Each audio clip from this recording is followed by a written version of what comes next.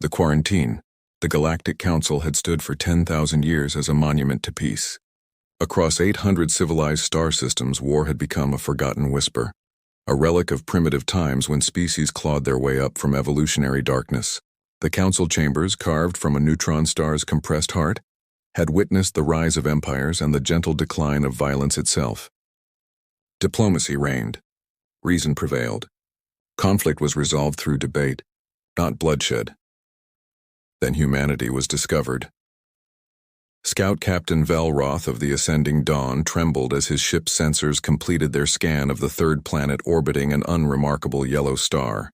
The readings were impossible. This species, these humans, had achieved faster-than-light communication, quantum computing, and genetic engineering. Their cities sprawled across continents, glittering monuments to ingenuity and determination. They had split the atom, decoded their own biology, and sent machines to dance among their neighboring worlds.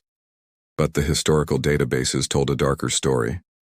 Velroth watched the compilation with growing horror. Thousands of wars, genocides, world-spanning conflicts that consumed millions of lives, nuclear weapons deployed against their own kind, chemical warfare, biological plagues weaponized and unleashed. The humans had nearly destroyed themselves a dozen times over, yet somehow survived each brush with extinction, learned nothing, and simply built more terrible ways to kill. "Send an emergency beacon to the Council," Velroth commanded, his tentacles coiling in distress. "Priority Alpha, we found something unprecedented." The message crossed 3,000 light-years in an instant. Within hours, the Galactic Council convened an emergency session for the first time in 4 centuries. The great chamber filled with representatives from every corner of known space. The Thraki, ancient beings of pure thought existing in crystalline matrices. The Zephyrians, 6-limbed philosophers who had transcended physical violence 8,000 years prior. The Melodians, whose entire civilization communicated through complex harmonies that could never express concepts like murder or conquest. 73 species, each having evolved beyond the barbarism that plagued their primitive pasts. Ambassador Takora of Zephyria Prime rose to address the assembly. Her translator implant converted her melodic language into words that echoed through the chamber. "Honored members, we face an unprecedented decision. The species called humanity represents a clear and present danger to galactic stability. Their capacity for violence is matched only by their technological advancement. They are, by every historical metric we possess, a threat to us all."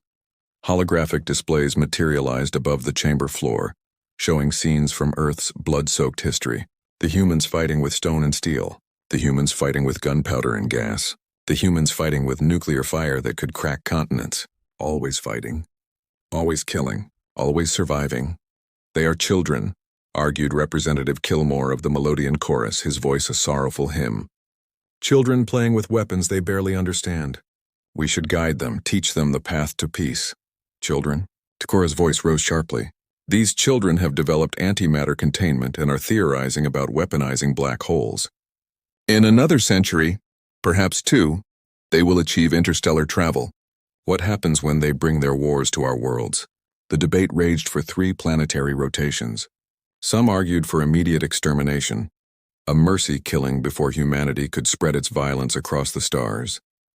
Others proposed uplift programs, cultural intervention, forced evolution toward peace. The Thraki, eldest among the council, remained silent, their crystalline forms pulsing with complex thoughts that took hours to fully articulate. Finally, a compromise emerged. The Barrier Protocol. "We will not destroy them," announced High Chancellor Vorn. His 4 eyes dimmed with the weight of judgment. "But neither can we risk their expansion. Humanity will be quarantined. A barrier will be erected around their solar system, impenetrable, absolute. They will remain contained until such time as they evolve beyond their violent nature, or until they destroy themselves. Either way, the galaxy will be safe." The vote passed. 58 in favor, 13 against, 2 abstentions. Humanity's fate was sealed. The barrier went up on a Tuesday afternoon, Earth Standard Time.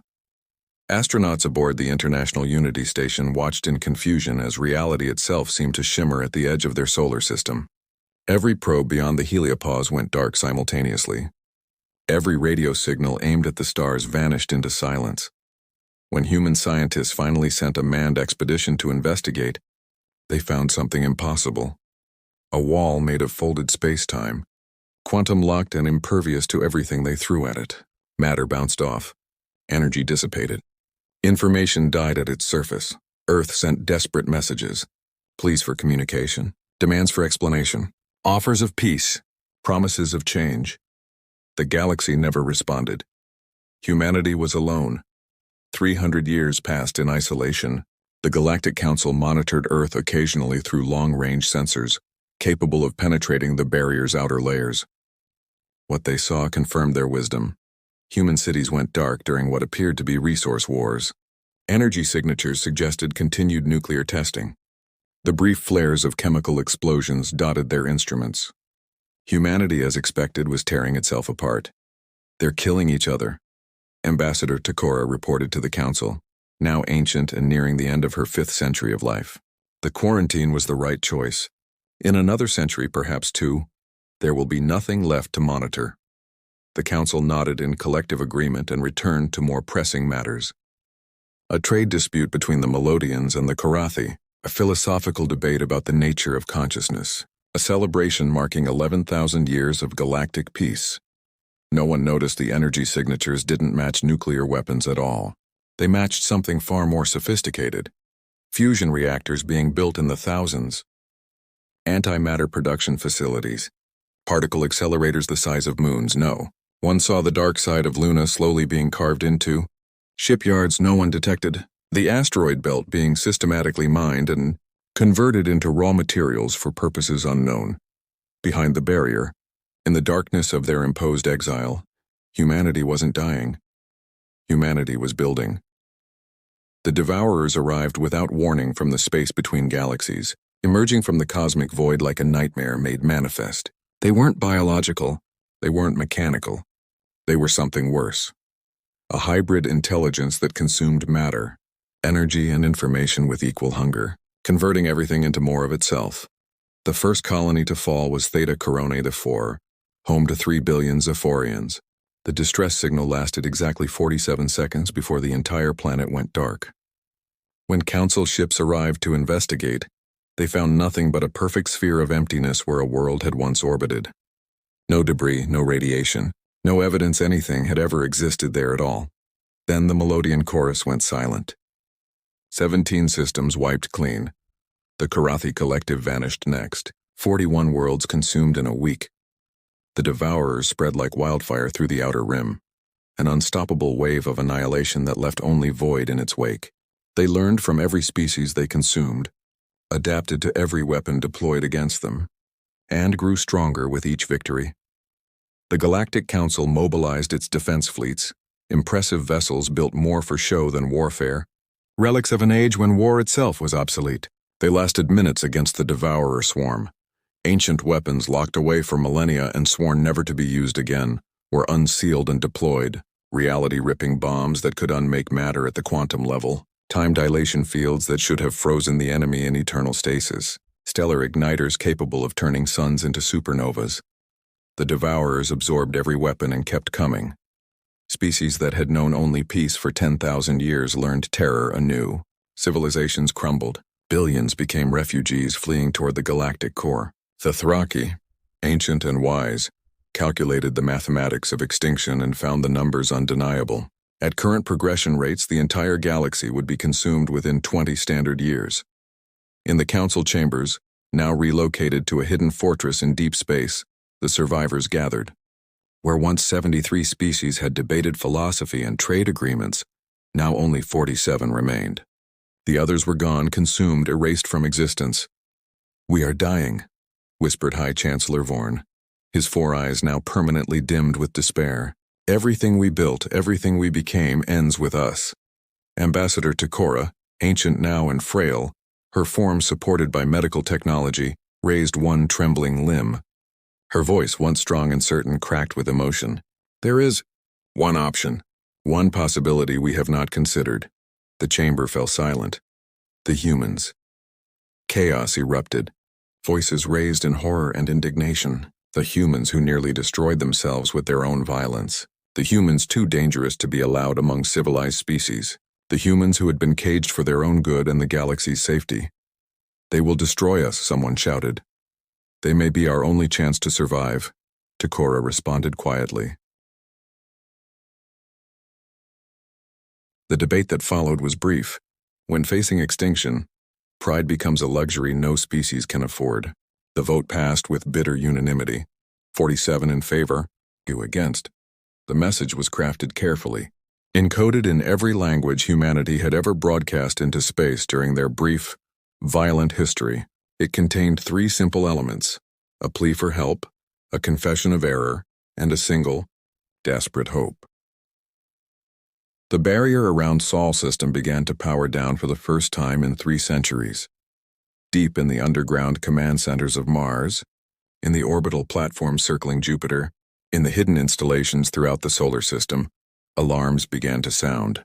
Humanity had been waiting for this moment. 300 years of isolation was about to end. The message from the Galactic Council finally reached Earth, traveling at light speed across the void. When it was decoded and displayed in the unified Terran Command Center, the room fell silent as thousands of military personnel read the words that changed everything. "Help us. We were wrong. You are our last hope. Will you answer?" Admiral Elena Vasquez, Supreme Commander of the Terran Defense Forces, stood before the holographic display showing the message. Behind her, the greatest military force ever assembled by humanity waited for her decision. 10,000 warships, each built in secret over 3 centuries, each carrying weapons and technology born from isolation and necessity. She turned to face her command staff, her expression unreadable. "Send a response," she said quietly. "Tell them humanity answers the call." In the darkness between the stars, something shifted. The galaxy held its breath. The Armada, the unified Terran Command Center, buried 3 kilometers beneath the Olympus Mons on Mars, erupted into controlled chaos. Officers moved with practiced precision between holographic displays, showing tactical overlays of the entire solar system. Admiral Elena Vasquez stood at the center of it all, an island of calm in a storm of preparation. "Status report," she commanded, her voice cutting through the controlled din. Commander Chen stepped forward, his neural interface glowing softly at his temple. "All fleet elements responding, Admiral.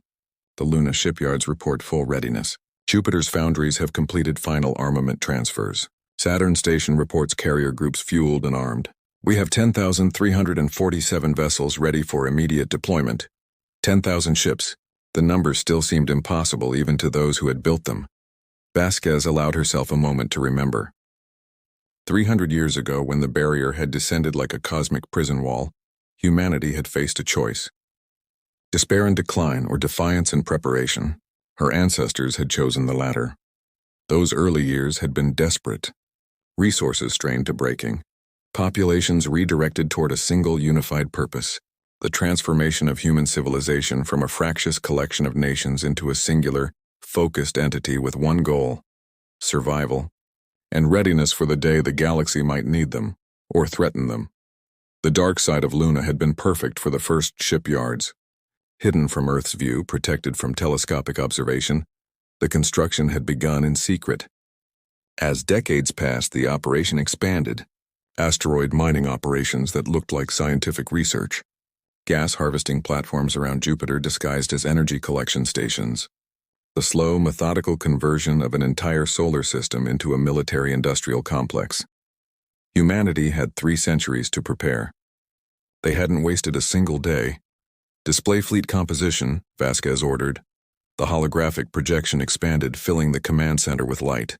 Ship classifications scrolled past in dizzying array: Dreadnought-class vessels, 212.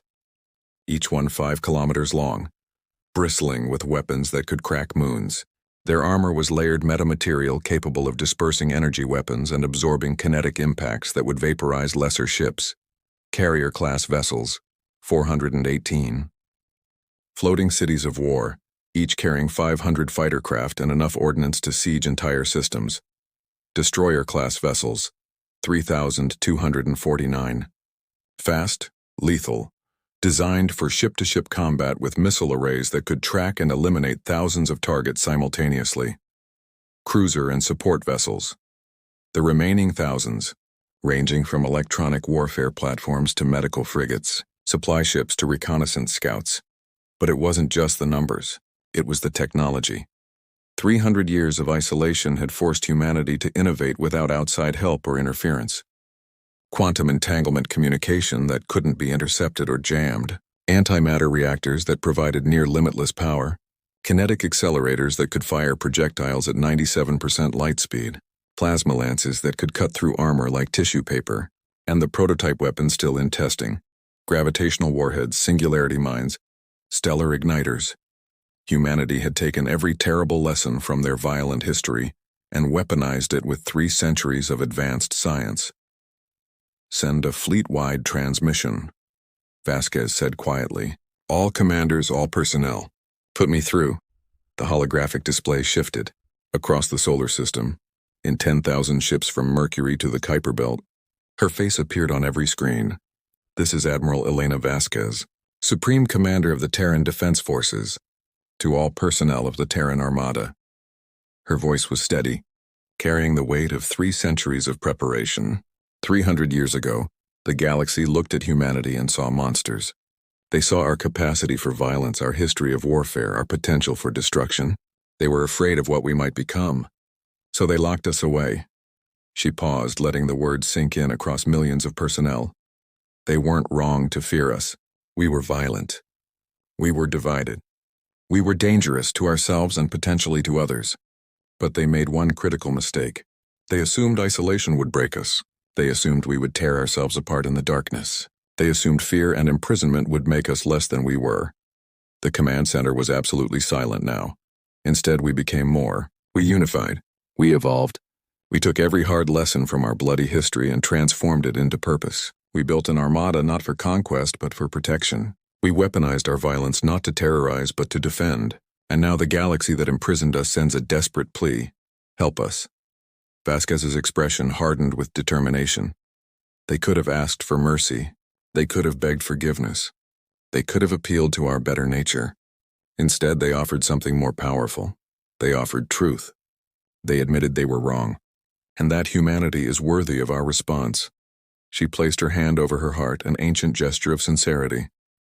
The Devourers have consumed half the galaxy. Species that knew peace for 10 millennia are being erased from existence.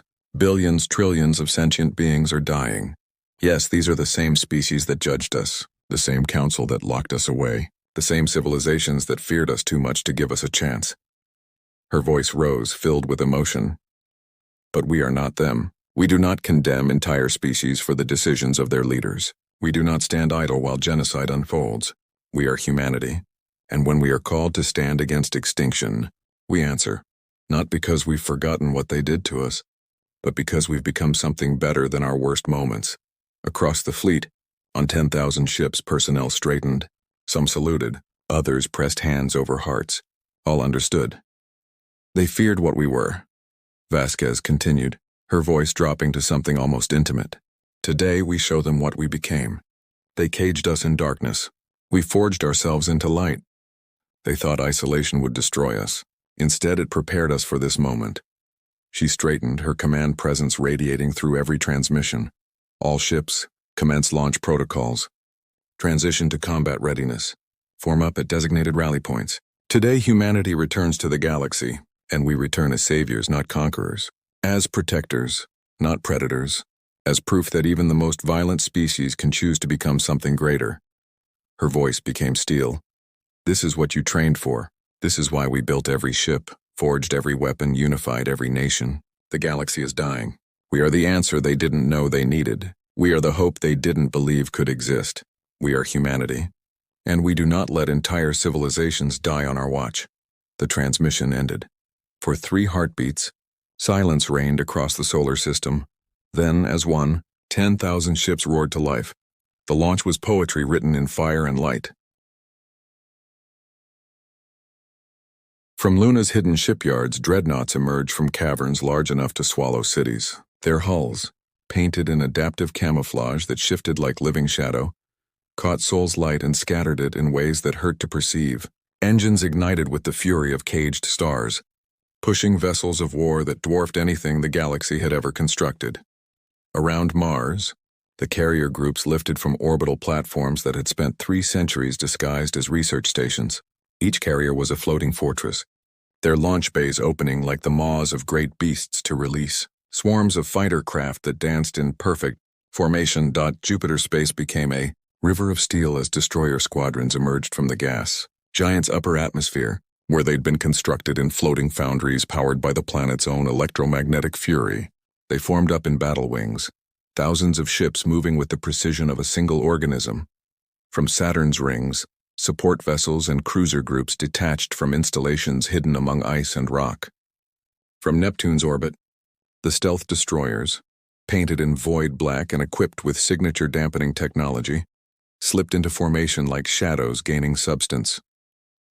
The Terran Armada assembled at Rally Point Omega, beyond Pluto's orbit, where humanity's furthest outpost maintained eternal vigilance. 10,347 ships, arranged in battle formation that stretched across millions of kilometers. The formation itself was a message: disciplined, precise, overwhelming. In the command deck of the TUFS Indomitable, humanity's first and greatest dreadnought, Admiral Vasquez watched the tactical display with satisfaction. Every ship in position, every system green, 3 centuries of preparation coming to fruition. Nav, plot jump coordinates to Galactic Council emergency beacon, she ordered. Tactical, arm all weapon systems but keep safeties engaged. Comms, prepare a broadcast package for immediate transmission upon arrival. Science, I want full sensor sweeps the moment we exit hyperspace. Coordinates locked, navigation reported. Jump calculations complete. Hyperspace corridor stable. All ships report ready for transition, communications added. Vasquez took a breath. This was it. The moment humanity stepped back onto the galactic stage. She thought of her ancestors, those early pioneers who had watched the barrier rise and made the choice to prepare rather than surrender. She thought of billions of humans across 3 centuries who had worked, sacrificed, and built toward this moment. All ships, she broadcast across the fleet. Engage hyperspace drives on my mark. 3, 2, 1. Mark. Space folded. Reality screamed. The Terran Armada vanished from Sol system in a cascade of exotic particles and bent spacetime, leaving only the fading ghost of their energy signatures behind. They were coming. The Galactic Council's emergency command station, hidden in the Veil Nebula and protected by every defensive technology available, erupted in alarm. Sensors detected the hyperspace corridor opening 3 AU from their position, far too close for an unannounced arrival. Defensive systems active, someone shouted. Unknown vessels emerging from hyperspace. The Devourers had found them. This was the end. Then the sensors registered the sheer scale of what was arriving, and every being in the command center froze in disbelief. Space split open like a wound in reality. Through it came not the biomechanical horror of the Devourers, but something the galaxy had never seen. Organized, disciplined, overwhelming military might. The dreadnoughts emerged first, their massive hulls cutting through the boundary between hyperspace and reality with contemptuous ease. Behind them came the carriers, each one releasing fighter squadrons that formed protective screens with practiced precision. The destroyers followed in battle wings that radiated lethal intent. 10,000 ships. 10,000 ships. The energy signatures alone were staggering. Each major vessel put out more power than most species' entire planetary defense grids. Their weapons, now visible to Council sensors, represented technology that shouldn't exist. The armor composition was unrecognizable. The formation tactics were sophisticated beyond anything in Council databases. In the command center, Ambassador Takora felt her respiratory organs constrict. She had voted to release humanity. She had convinced the Council it was their only hope. But she had expected desperation, survivors, perhaps, a few dozen ships built from the scraps of their isolation. Not an armada that could challenge the combined might of every Council species at their peak. Where? High Chancellor Vorn's voice trembled. Where did they get this? How did they build? They had 300 years, Takora whispered. We watched them in the darkness and assumed they were dying. We saw energy signatures and thought violence and decline. We were fools. They weren't fighting each other. They were building. Building all of this. On every Council frequency, broadcasts ceased. Emergency traffic went silent. Battle reports from the fronts against the Devourers stopped mid-transmission. Across hundreds of systems, billions of beings turned their attention to the unprecedented sight unfolding in the Veil Nebula. The Terran Armada hung in space, engines thrumming with barely contained power, weapon systems hot but not yet firing. Waiting. Even the Tharaki, the ancient crystalline beings who had witnessed the rise and fall of 1,000 civilizations, fell silent in their quantum computations. This was unprecedented. This was impossible. This was magnificent and terrifying in equal measure. In the space between spaces, where reality grew thin and cosmic entities observed the material plane with detached curiosity, even beings that transcended conventional existence paused in their eternal contemplations. The gods themselves, if such beings could be called gods, went quiet.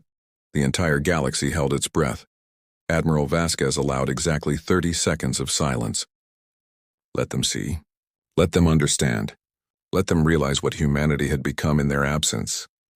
Then she opened a channel that broadcast across every known frequency, in every documented galactic language, using communication protocols that hadn't been shared with Earth before the barrier fell. Galactic Council. This is Admiral Elena Vasquez, Supreme Commander of the Terran Defense Forces, speaking on behalf of the unified Terran government and all of humanity. Her voice, transmitted across the void, reached every functioning receiver in explored space. You called for help. We heard you. You admitted error. We forgive you. You face extinction. We stand with you. The tactical display showed Council sensors going wild, trying to process what they were seeing, trying to comprehend the impossible. 300 years ago, you judged us too violent, too dangerous, too unpredictable for the galaxy you had built. You weren't entirely wrong. We were all those things. We had nearly destroyed ourselves repeatedly. We carried the scars of 10,000 years of warfare. We were a threat. She paused, letting the weight of truth settle. But you made one assumption that proved false. You assumed violence was all we were. You saw our capacity for destruction and missed our capacity for transformation. You locked us away and expected us to wither. Instead, we used that time to become what you feared we could never be. Unified. Disciplined and purposeful. The fleet formation shifted subtly, tightening into an even more precise configuration that demonstrated coordination beyond anything in Council military doctrine. We built this armada not in anger, but in preparation, not for conquest, but for the day when we might be needed. We took every terrible lesson from our violent past, every weapon, every tactic, every strategic principle bought with the blood of our ancestors, and we transformed it into a tool for protection.